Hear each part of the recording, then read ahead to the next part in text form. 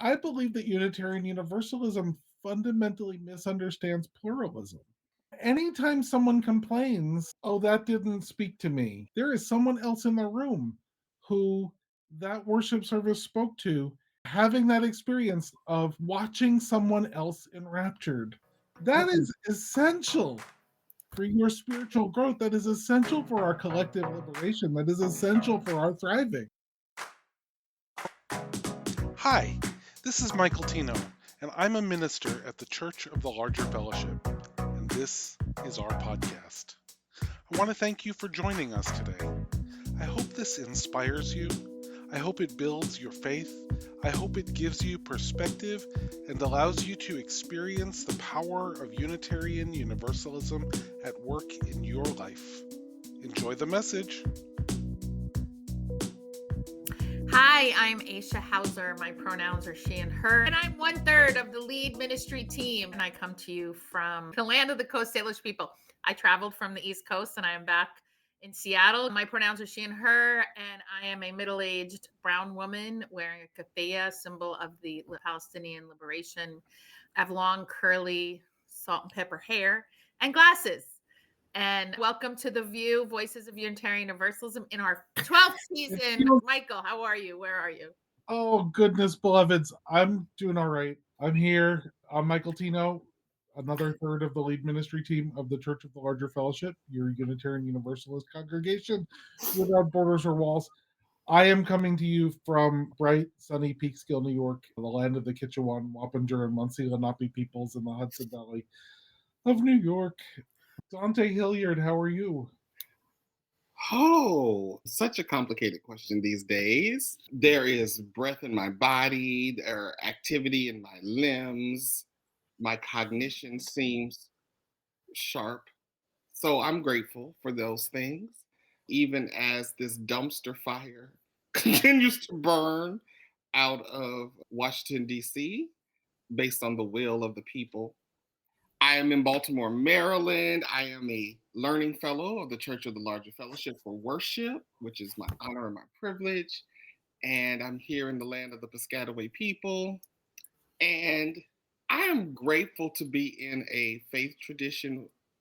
I have never been a part of a tradition where we laugh so much in the doing of the work. And I am grateful for that. Hey, DC, how you doing? Hey, everybody. Jonte, thank you. I'm DC Fortune. I am doing okay. The jury's still out, right? I am a fat, white, transgender man with no hair these days, wearing glasses and my trans happy t-shirt. And I am in the ancestral home of the Susquehannock people on the banks of the Susquehanna River in central Pennsylvania. And I'm doing like the world's on fire, but I presently am not on fire. So I guess I'll take that as a win for today. And as Reverend Aaron Walter would say, the world's on fire. We still fall in love, and we fall in love with our friends. And so I watched the show last week. I was traveling, but I did watch the three of you. I was waiting for the dancing. I was waiting for the three of you to get up and start dancing. Did I miss that last week? Did it happen? It was chair dancing. It was chair dancing, and I'm Irish, so it's only like waist down. Anyway, all right. So you're okay. My expectations were high. I was waiting for the three of you to. That's because you have a sense of rhythm, dear, and I don't. Put on, So yeah, I don't know. You want to talk a little more about what the ministerial fellowship committee? It's a big deal, and one of the more lively posts of the last couple of weeks was a discussion about how many contract ministries there are, what's being recommended to congregations, and folks having obviously not in this process. I will say it doesn't sound unreasonable to suggest to congregations under a certain number, if it's an option to contract. I don't think they're telling them nobody could tell a congregation they have to do anything, as we all know. But I'm curious your thoughts about that. Well, you're talking about two different things. You're talking about the settlement process, and then you're talking about the MFC, which is the credentialing thing. We on the MFC are the ones that will give the stamp of approval or recommendations for other stuff to candidates for ministry. And you have to be a fellowshipped minister in order to participate in the search process that we have. Okay. Yeah. And what you're talking about also with congregations trying to find ministers and ministers trying to find congregations. And we don't have a bunch of 600 member congregations like we maybe once did. And so for smaller congregations, it's prohibitively expensive to use the traditional model of we interview some folks on the phone, then we invite 3 of them to come for a weekend, and we put them up and we feed them and we pay for their airfare and all of this stuff. And then out of those 3, we choose one to be our candidate, and then we fly them back again and put them up for a week and feed them, and then we decide whether we want them to be our minister. Right. That's too much for a congregation with 110 members. I agree. I'm saying there's people who were upset about, like, So I think congregations now, and we're going to have a conversation next month with 2 folks from the transitions office at good. the UA. Okay. Yep, I've invited them on, and they're going to come. And what the current sort of standard is, if you're under 150 people, don't engage in that big, expensive process. Offer a contract or a contract to call ministry. And contract is a little less attractive to some ministers who want to go someplace and sit for 10 years. But contract to call also lets them know that we'd like to have a called minister, but it's too stupid expensive. So we're doing it this way because this is what we can afford. All right. Nicole Thibodeau is saying the transitions office recommends small congregations search for a contract minister rather than a settled minister. I didn't know that. A process which requires an interim, etc. The last 2, I had a called ministry, and now I'm in a contract ministry. Both of those had interims because interim work is important. And congregations can have a half-time interim minister. There are a number of ministers who do interim work who are okay with or who are available to do half-time ministry. Some of them are semi-retired. Some of them will work remotely. There's a bunch of different reasons for that, but interim work is really, really important. And when I used to hang out with the cool sex educator people out there in the Bay Area, they look at me, they're like, "You do what now? You're a minister?" I'm like, "Yes, I'm a minister." And I explained the process of interim ministry to them. And one of them said, "Oh, that's like so you don't get into a rebound relationship." I love that. Right? Yeah. Yeah. And they were like, "God, we should have something like that." And I thought, I can imagine the CV required for to do interim ministry there. We're going to go in depth with the transitions office. That's an awesome. That is good. Yeah. I didn't realize that. So there's 2 different things. What we'll be doing next week is the credentialing stuff, which means we have candidates come to us and we look through their packets, and then we have a conversation and we say, "Yay," or we say, "Here's a grocery list. Go shopping." Here are some growth areas, right? We probably should have a show on that process too. And that would be great. With the religious education credentialing people as well. Oh, yeah. Credentialing processes are not the same. No, they are not 5 or 10 or 20 or 40 years ago. And people have all this anxiety that is put in them by people who went through the process when it was a hazing process 10 or 15 or 20 years ago. When it was a brutal hazing process. Yeah. And we want to be like, well, not your mentor's MFC. Right? Yeah. And the credentialing process, and I think you could let me know.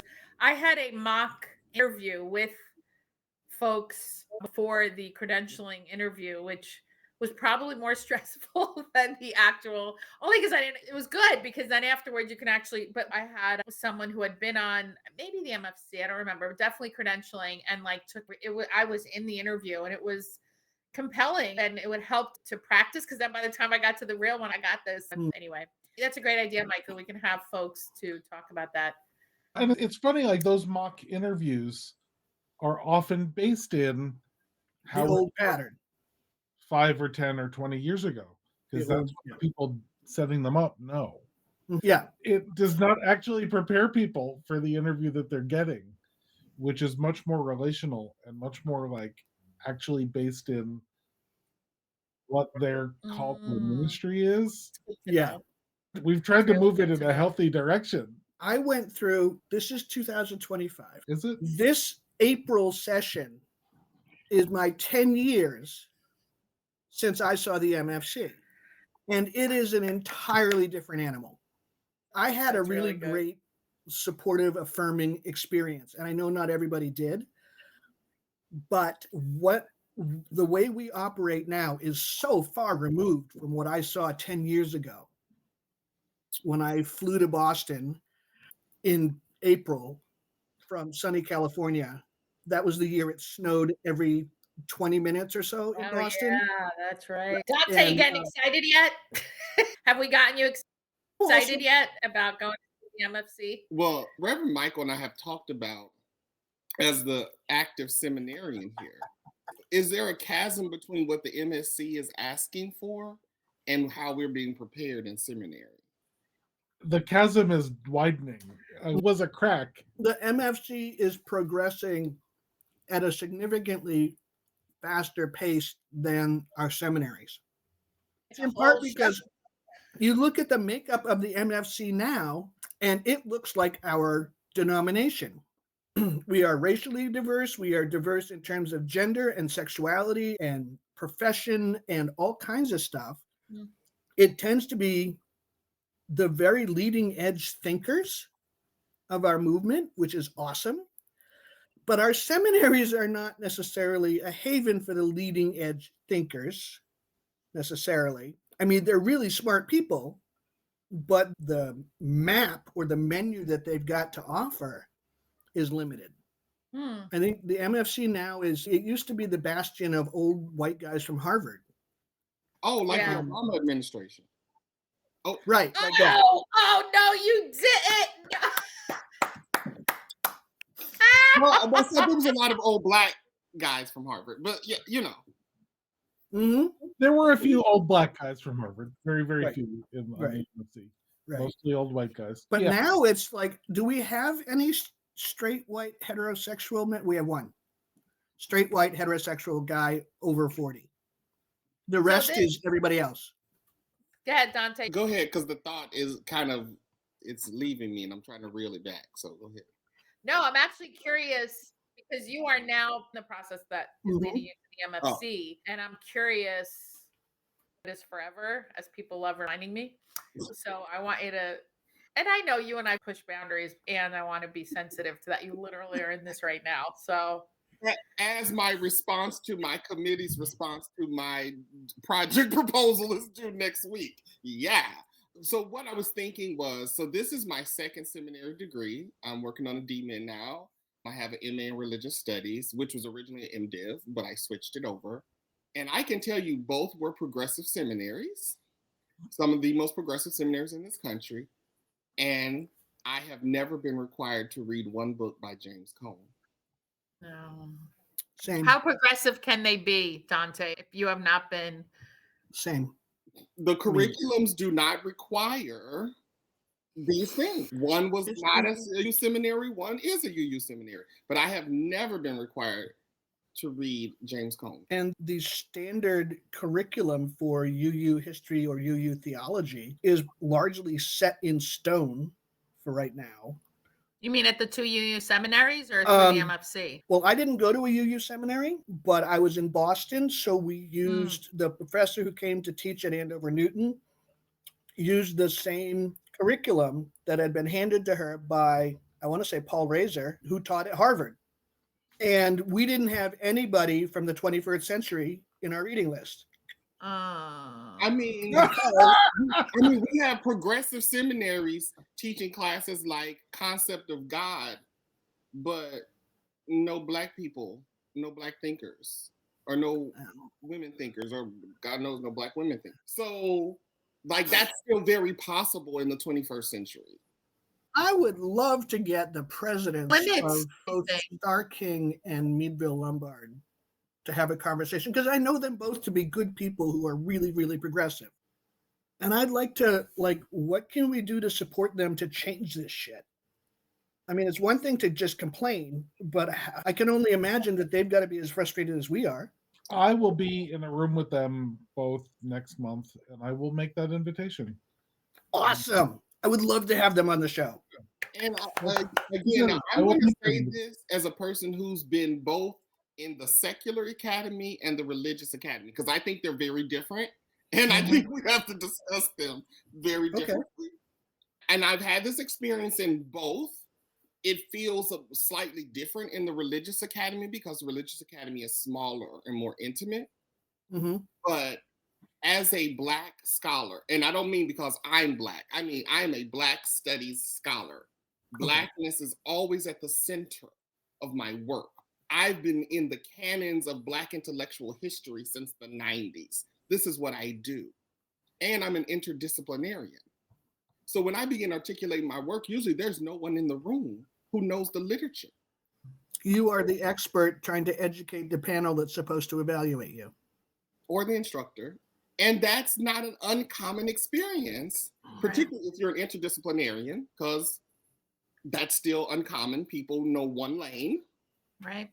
And yeah, if you're centering things outside of the sort of old, dead, and living white men's traditions, and if you're deeply centered in it, like I had a colleague when I was in performance studies, he was a Latino studies scholar, like I was a Black studies scholar, and his committee asked him, well, can you just kind of whip us up a literature review of Latino studies? Did you ask on which continent? Like they didn't know how ridiculous of a request / requirement that was. So My head hurts. I want to like broaden this a little bit, but I think the specific is important.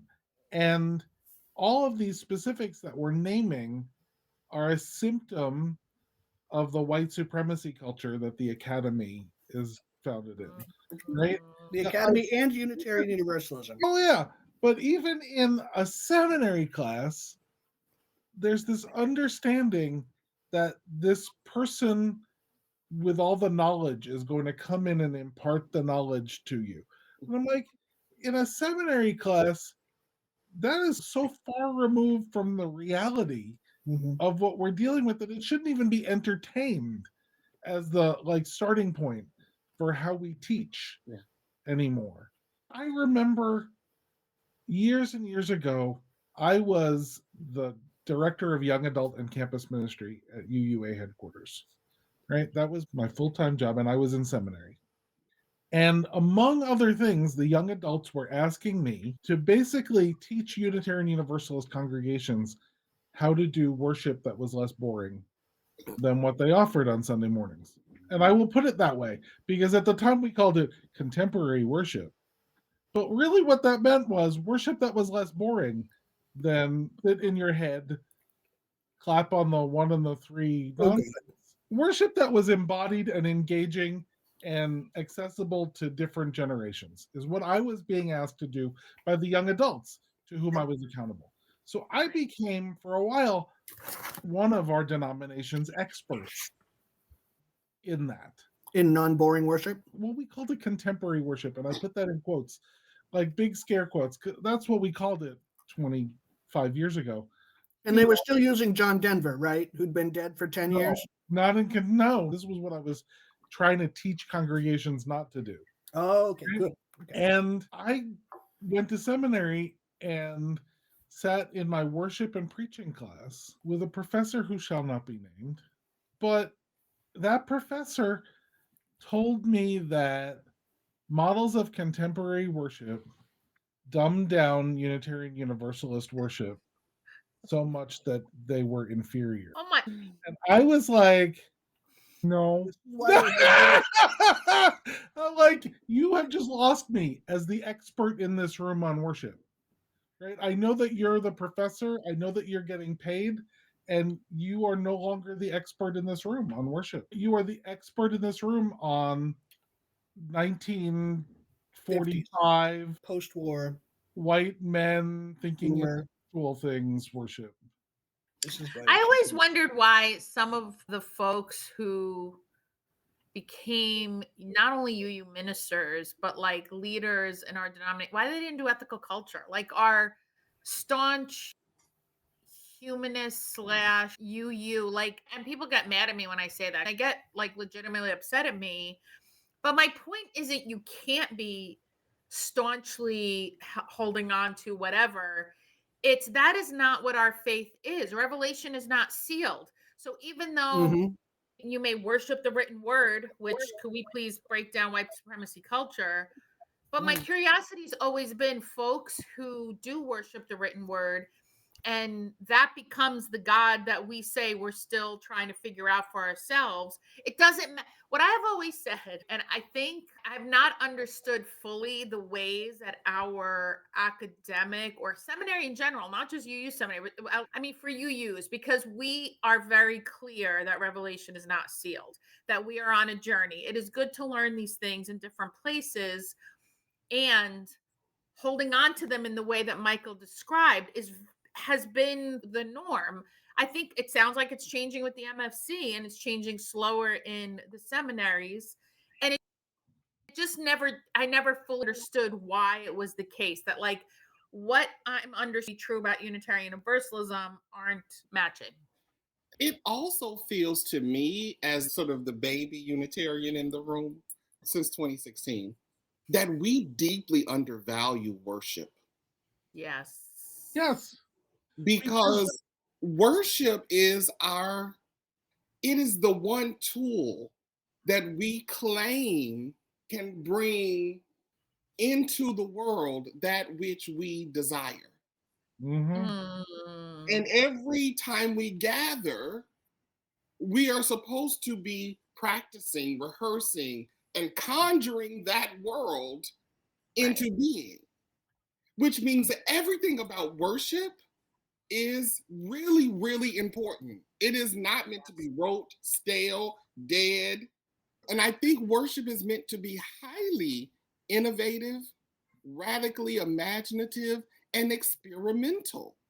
Yes. And I don't just think that's about Unitarianism. I think actually most people who profess to be people who practice worship, who have worship services, are devaluing the actual meaning of worship. It just becomes kind of attendance. I'm here because I'm supposed to be here. And again, I believe in community building. I believe in being together. I believe in intentional community. But the word is intentional community. It's not just, hey, let's just be here. It's not phenomenological community. Like, we're just going to gather and see what happens. We are here to conjure, to practice something, right? To call into being a new reality by embodying our values. Can you read that, Donte? What Michael put up on the screen right now? I can. So this comes out of my project. It's called Conjuring a Culture of Thriving.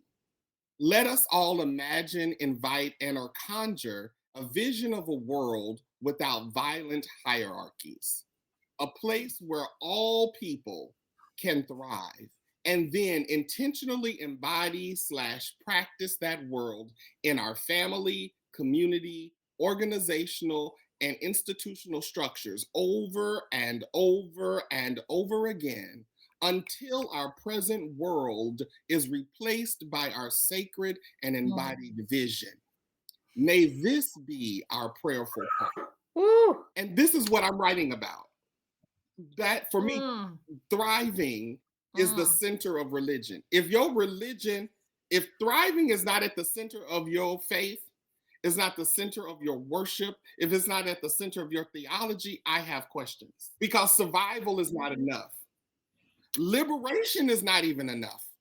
That's right. My ancestors were liberated from prisons we call plantations, technically, but how much has changed for real? And liberation is historically bounded, right? Okay, so you're liberated, now what? Right. But thriving is always more. It's right. I can always be more full. I can always have more joy. We can always do better within ourselves and with each other. And so I think worship is one of the most powerful tools any of us have in religious leadership that people who don't practice worship don't have. We see it in other ways. Theater, because theater is not that different than worship. I mean, we want ritual work, because that's what worship is. It is a big ritual. Yes. And rituals are not necessary. You can orient to them purely symbolically, but they're not just symbolic, because we're embodying, which means we're transforming. We're changing ourselves and we're changing each other every time we re-embody it. So yeah, I just think we need to value worship very differently across the board. I shut up. love, I mean, I think so. The discourse, I've heard it since the day I became a UU about how mainline religions are declining, how we know religion now. And it is also true, people look to Mhm. worship something. People want to be connected. We are wired for connecting, we are wired for imagination, however big or small. To your point about theater, I'm a Wicked devotee. I saw Wicked 4 times in the theater. I own the movie now. Wicked, Wicked, Wicked, Wicked, because there is something that transcends what I understand in the plane right now. It takes me to this month. This is the last few days of imagination, our theme for the month of March. And so I think people want that. I think what people don't want is stuck worship, right? They didn't re-release the Dorothy version of The Wizard of Oz and it was going to get as much. I mean, maybe a couple people in a handful of places would have gone to see it out of nostalgia, but what a different way of telling a story. So there's something sacred to your point. I think humans are wired for the ways we lean into connecting different part of ourselves that we don't get the opportunity to in our day-to-day lives unless we meditate. If we can lean into, and I've seen you do beautifully, Donte, oh my word, and you too, Michael. And I think leaning into parts of ourselves we're scared to touch or we don't lean into for whatever reason are things we can do in worship that we cannot do in our everyday lives in the same way. Because it's not safe. Radical vulnerability is not Because safe. it's not walking safe. down the street. Not for me. No. Radical companioning is not necessarily safe for me walking down the street. That's right. And it's not necessarily safe in our worship either, but we actually have the power to make it safe. Or safer. Safer. Safer. Yeah. It's within our power to actually create that container with more safety. Yes. And we can do that in ways that are meaningful for a plurality of peoples and context and experiences. This is what I love about Unitarian Universalism, is that we this is not impossible. We can do this. Not to give away Donte and my forthcoming book, we have decided we're writing a book together, by the way. Yay! The world needs that book. But I believe, I won't say we, I think Donte can say whether he agrees or not. I believe that Unitarian Universalism fundamentally misunderstands pluralism. Say more. Anytime someone complains, oh, that didn't speak to me, you are fundamentally misunderstanding pluralism. Someone has not educated you that there is someone else in the room who that worship service spoke to, and you needed that opportunity to experience the worship that spoke to that other person in the room. Mm-hmm. Yes. You need that. It's not even like you have to deal with it. It's not even like we expect you to put up with it.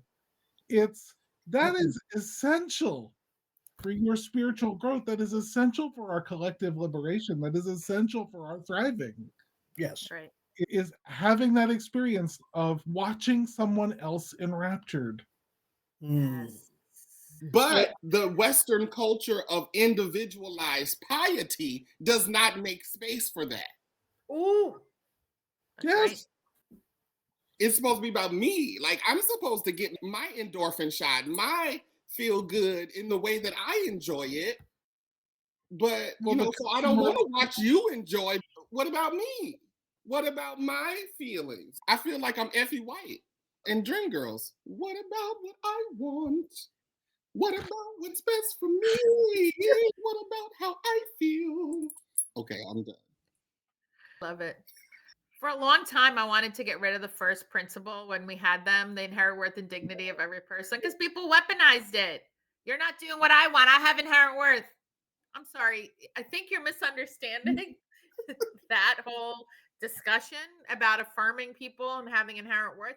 It's not about you not liking things during worship or at the congregation. And I do think this is where Unitarian Universalism very much reflects United States culture, the individualism and the transactionalism and the almost commerce quality. I think that's gotten less over the years since I've been a UU. Well, maybe, I don't know. I think there's more upfront discussions now about how that's been challenging for people to meet their spiritual needs in a place that feels so transactional and more like a business. We have some really good comments. Nicole, Diego, Melody, there's been great comments in the chat. So thank you for that lively chat. This is such a good discussion about who we are. And there is such rigidity and cruelty in the world. Having Unitarian Universalism in a place to grapple with what it means to be human.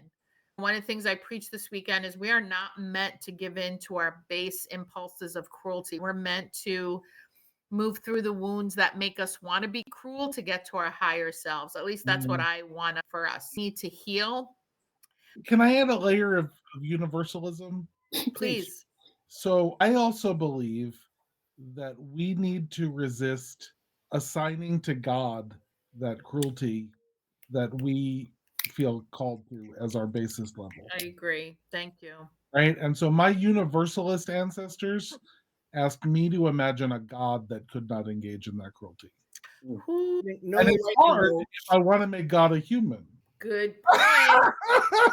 If I want to make God a human, it's hard. And I have to get over that desire, right? So one of my favorite things in CLF worship is leading joys and sorrows.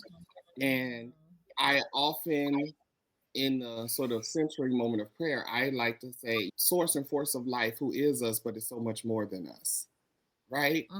Because, again, it's both and. Like, it's not either or. It's not immanence or transcendence. It's not either God's out there or we're God. It's not this simple. We share DNA with celery. Some more than others. 50% of your genes are the same as those in a banana.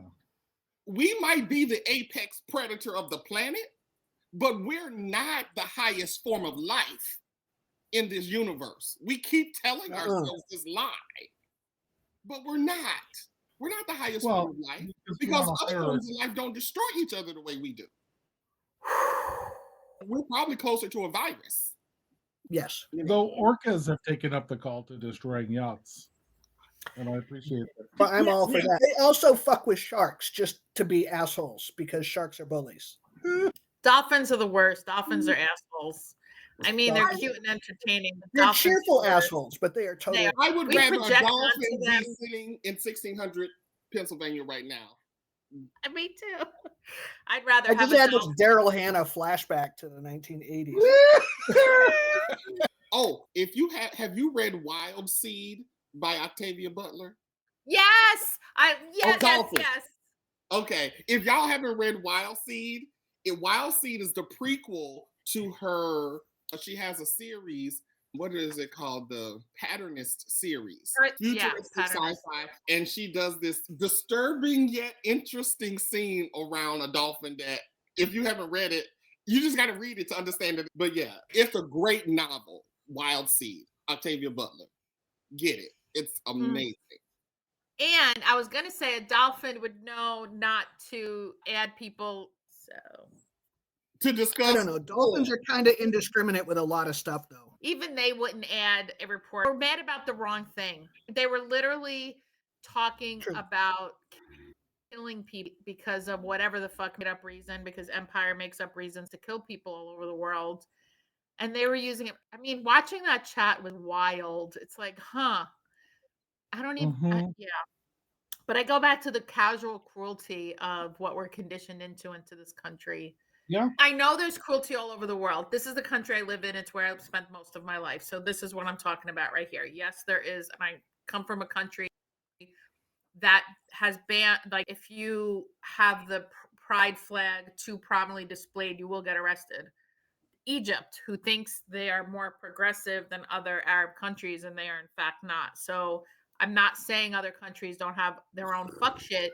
This is the one in which I exist, and the fuck shit seems to know about. Here's what I want to ask the three of you. So here's the thing. If any one of us went into a system whatever it is, secular church. And when the system break, like we are hurtling. It feels like we are hurtling off a cliff. Like how? I mean, we're not meant to sustain this kind of chaos. Want to break the system. Yes, that's obvious, isn't it? That's They the want point. to break it because when it is broken, the people with power are the people in charge. And I would add, more than breaking the system, they want to break us. Yes. Because system be damned. If we're broken, the system only matters because of us. Right. And that's why they're getting more mad. They're picking students off and taking them and disappearing them with visas or green cards because ICE has been thwarted over and over again. They tried to take children in Chicago. They went into restaurants. And the dude who runs ICE went on CNN and said, people know their rights. So we can't. If you're depending on people not knowing their rights and that's your plan, you shouldn't be fucking doing that. But because ICE has been thwarted, and exactly to your point, Donte, they're wanting to break our spirit. So that's why joy is an act of resistance. I mean, I heard that from Black activists years ago. And silence will not protect you. A couple of people online were like, scrub your internet history. First of all, that ship has sailed for me. But also, our silence will not protect us at all. And if anything, the louder we are, the more people are loud about where they are and what we think. Because that's exactly what they're trying to do. They're trying to break our spirit. Yeah. So that's your neighbors, babysit. If you are in a position where you can help people have nights together as a family, the adults in the unit, if you can babysit their young ones, I do that with my neighbors across the street. Do that. If you can have game nights so your neighbors know each other, do that. If you can go for a walk, how about open up or sit outside on your stoop and. How about open up these dusty ass facilities that sit empty 6 days a freaking week? How about that? And create opportunities for the community that you are sucking resources out of. Hello. What if you had a community make a third space? What if the community can come hang out twice a week at different times, once during the day, once in the evening? I mean, have child care. There are so many creative ways we can.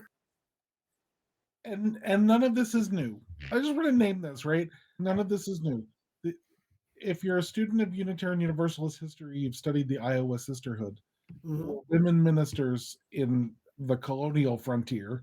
I might hesitate, to use that word, but it was called the frontier.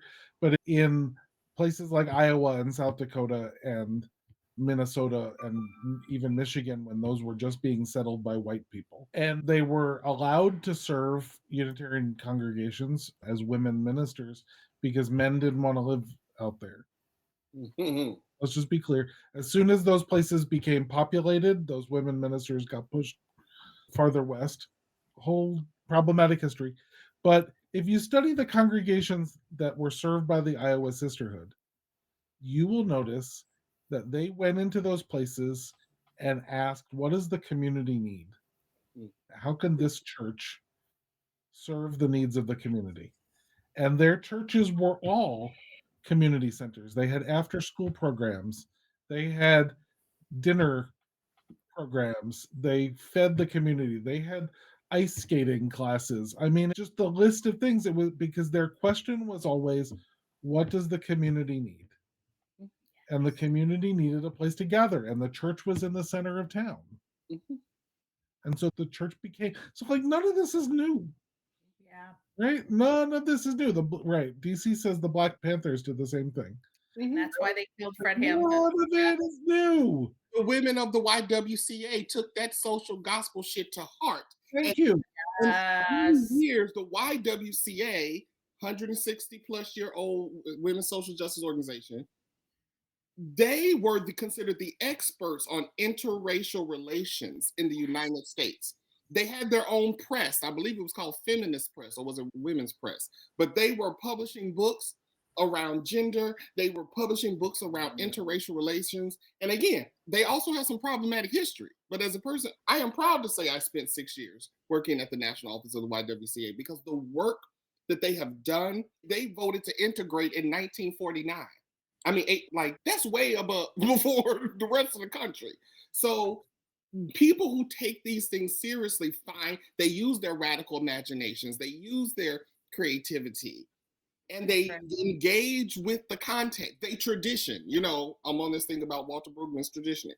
Like, they are actively traditioning. They are actively reshaping the traditions that they've inherited in the context in which they're living. And are we teaching that in seminary? That our goal as religious professionals is to We need to start. Is to reshape the tradition. We will work on that 100,000%. This was I didn't know where this conversation would go, and it always delights me. I love y'all. This was really amazing. Oh, I also want to point out, someone had a point. I wish I could march on my migration status. Here's what I want to tell everybody with a target identity. Let white people march. Let people with dominant culture. You could stay home. You can make sandwiches. You can just give moral support. You can make signs and hand them out. Do not be out there. I'm serious. They are wanting Black and brown people out there so they could harm us. Do not go out there. Trans people they want out there so they could harm you. No. Stay home. Let the dominant culture people who are angry because they're fucking with their money, among other things, let them be out there. Stay home and dance. And yes, I'm serious when I say that. And thankfully, I'm seeing a lot of white activists that are saying, if you have a target identity, a marginalized identity, stay home. We got this. Because they know the people who have been, they know that they want us out there so they could hurt us. There is some version of a relief, I feel, that we are at least now, no one can be in denial about what the fuck is happening. And especially the people that Martin Luther King Jr. spoke about in Letter from a Birmingham Jail. Because it's now hitting everybody, which was always fascist for enslaved Africans and indigenous people, but now it's hitting more people. So thank you all for another amazing, beautiful episode of The View. And we have guests next week, Ranwa Hamami and Rachel Miss Livy.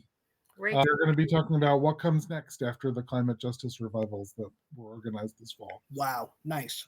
Did you have a last word, DC?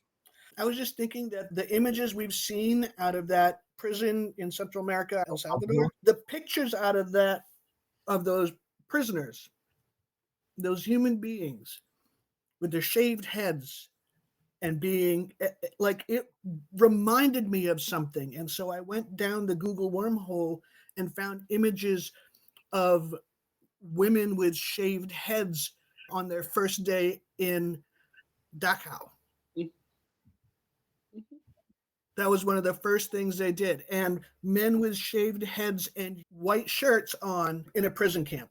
And they've done it in the open, publicized photos. It has already begun. And it's ritual behavior. Mm-hmm. Mm-hmm. I'm gonna leave it at that.